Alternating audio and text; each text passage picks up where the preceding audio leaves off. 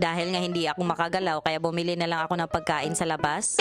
Pagtapos nga ng check-up namin ay nagtataka pa rin ako ba't umiiyak pa rin siya. Mostly kasi pag may lagnat siya di naman siya masyadong umiiyak. Kaya pala panaiyak siya kasi may singaw siya sa gilid ng labi niya. Hindi na nga ako nakapasok today kasi wala namang magbabantay sa kanya. Bumili na nga rin ako ng kimchi. Gustong gusto ko talaga yung lasa ng kimchi na medyo matamis tsaka may konting asim. Bumili na rin ako ng steak kasi ang sarap ipares ng kimchi sa steak. Yung mga ganitong bagay talaga yung mahirap dito sa abroad. Pag may anak ka dito tsaka nagkasakit na walang magbabantay. Hindi lahat ng tao kakayanin yung ganitong setup. Buti na nga lang at hindi siya masyadong sakitin. Ayaw na ayaw ko talaga yung pinapangunahan ako sa desisyon ng buhay ko. Lalong lalo na't ako lang din naman yung nagsusolve ng problema.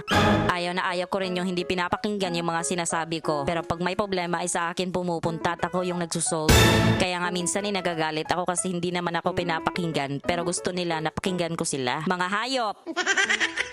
Umuulan nga kaya perfect today yung mainit na sabaw. Noong isang araw nga ay birthday ng estudyante ko. Binigyan kaming mga teachers ng napakaraming prutas kaya inuwi ko na dito sa bahay. Yung problema nga namin ay hindi kami marunong magbukas ng durian.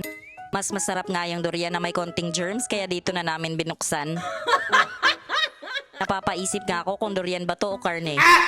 Nagkalasuglasog na nga yung laman kasi hindi nga kami marunong mag-open ng durian. Hindi mo nga bubuksan yung durian na ito ay hindi mo malalaman kung hinog na. Isa kasi ito sa klase ng durian dito sa Thailand na walang amoy. Kailangan mo talaga siyang i-open ng konti tsaka i-press yung laman kung hinog na siya o hindi. Ganito yung ginagawa nila dito sa pagtitest kung hinog na ba o hindi yung durian. Yung gustong gusto ko talaga dito sa Thailand ay hindi ka na mag-aamoy tae sa paglilinis ng manok.